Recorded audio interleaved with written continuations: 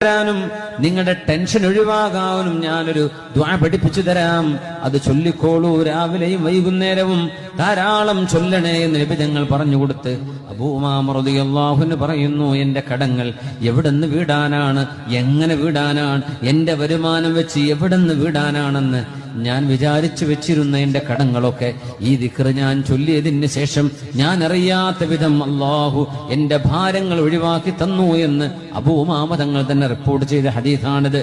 اللهم إني أعوذ بك من الهم والحزن وأعوذ بك من العجز والكسل وأعوذ بك من الجبن والبخل وأعوذ بك من غلبة الدين وقهر الرجال. അല്ലാഹുവേ, ഞാൻ നിന്നോട് കാവൽ ചോദിക്കുന്നു റബ്ബേ, മിനൽ ഹമ്മി വൽ ഹസൻ, അല്ലാഹുവേ ടെൻഷൻ വരുന്നതിൽ നിന്ന്, സങ്കടത്തിൽ നിന്ന് നിന്നോട് കാവൽ ചോദിക്കുന്നു റബ്ബേ.